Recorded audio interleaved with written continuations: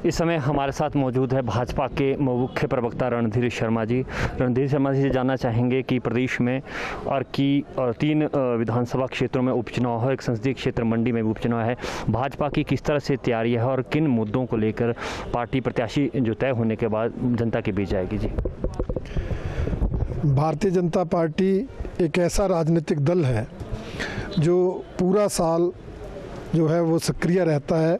कार्यकर्ता कोरोना काल जैसी आपदा के दौरान भी सेवा कार्य में लगे रहे। तो सक्रिय कार्यकर्ताओं के आधार पर मैं कह सकता हूं कि ये जो बाय इलेक्शन उपचुनाव आए हैं, इनमें भारतीय जनता पार्टी केंद्र और प्रदेश सरकारों की उपलब्धियों को लेकर जनता के बीच जाएगी। और मुझे पूरा विश्वास है कि जो हमारी सरकारों की उपलब्धियां हैं वो जनहित में हैं, प्रदेश हित में हैं, देश हित में है।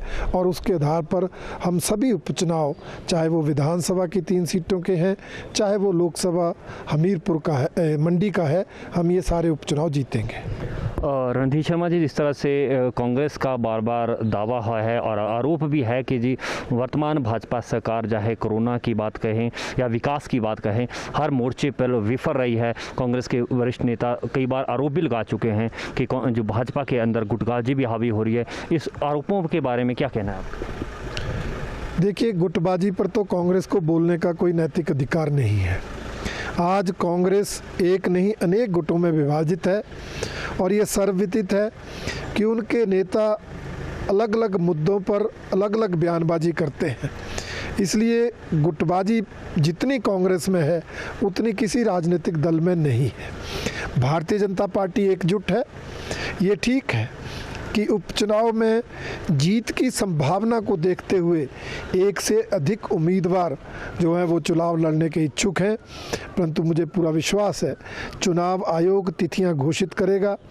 उसके बाद हमारी प्रदेश चुनाव जो समिति है वो नामों का पैनल केंद्रीय चुनाव समिति को भेजेगी और जैसे ही केंद्रीय हाईकमांड एक नाम तय करेगी, हमारे सभी उम्मीदवार उस एक नाम को लेकर जनता के बीच जाएंगे और एकजुट होकर पार्टी लड़ेगी और ये सभी उपचुनाव जीतेंगे। जिस तरह से विधानसभा का जो मानसून सत्र चला है, इस दौरान भी जब से सत्र शुरू हुआ है, कांग्रेस विपक्ष की ओर से बार बार सरकार को हर मोर्चे पे घेरा जा रहा है। हाल ही में चाहे वो चीफ सेक्रेटरी की या तबादला से जुड़ा मुद्दा हो, विकास से जुड़ा हो, या जितने भी बरसात के दिन जो भी नुकसान हुए उसको लेकर बार बार आरोप लगाए जा रहे हैं कि जो वर्तमान सरकार है विफल रही है। बागवानों की जो समस्या है, सेब सीजन शुरू हो चुका है, सड़कों की हालत, स्वास्थ्य की हालत, कोरोना को लेकर जो बार बार ये आरोप लग रहे हैं, इन आरोपों को लेकर अगर बात की जाए और विकास की जो अगर बात की जाए तो बतौर पार्टी के मुख्य प्रवक्ता होने के नाते आपका क्या मानना और कहना है? देखिए, कांग्रेस पार्टी मुद्दा विहीन है। उनके किसी भी आरोप में कोई दम नहीं है। आज कांग्रेस पार्टी की ये हालत है कि वो विधानसभा के अंदर चीफ सेक्रेटरी के तबादले को या चीफ सेक्रेटरी के बदलने को मुद्दा बना रही है। ये कोई मुद्दा नहीं। ये सत्ताधारी दल जो सरकार में है उनका विशेषाधिकार है, माननीय मुख्यमंत्री जी का विशेषाधिकार है। और जहाँ तक वर्तमान जो हमारे चीफ सेक्रेटरी हैं उन्होंने स्वेच्छा से सेवानिवृत्ति ली है, सरकार कहाँ आती है। इसलिए इस तरह के मुद्दे बनाने की जो कोशिश की जा रही है वो ये दर्शाता है कि कांग्रेस बौखलाहट में है। इसी तरह हमारे मंडी के सांसद की आत्महत्या हुई, दुनिया जानती है, और उसके बाद उसकी सीबीआई की जांच कांग्रेस का विधायक दल कर रहा है। कारण क्या है? कारण ये है कि जनता से जुड़े मुद्दों उनके पास नहीं है। हमारी सरकारों ने जनहित में काम किया है, जनता से जुड़े मुद्दों का समाधान किया है, कोरोना में बेहतर से बेहतर काम करके दिखाया है। हिमाचल प्रदेश में एक भी कोरोना पॉजिटिव मरीज ऐसा नहीं रहा कि जो बिना ऑक्सीजन से जिसकी मृत्यु हुई हो। एक भी कोई पेशेंट ऐसा नहीं रहा जिसे ऑक्सीजन युक्त बेड ना मिला हो। आपने देखा किस तरह से हमारी सरकार ने जो 800 बेड थे ऑक्सीजन युक्त कोरोना शुरू होने से पहले, उनकी संख्या 5000 तक पहुंचा दी। किस तरह से हमारी सरकार ने, जहां हमारे पास एक ऑक्सीजन का प्लांट था, आज हमारे पास 28 ऑक्सीजन के प्लांट होने जा रहे हैं। ये कोरोना संकट काल में किया हुआ बेहतर काम है। और सबसे बड़ी बात, आदरणीय प्रधानमंत्री जी के नेतृत्व में हमारे देश ने वैक्सीन बनाई। इन नेताओं ने तो उस वैक्सीन का भी विरोध किया, परंतु जब दूसरी लहर आई तो उसी वैक्सीन को लगवाने के लिए सबसे आगे पहुंचे और फिर उसकी कमी की हाहाकार मचाया।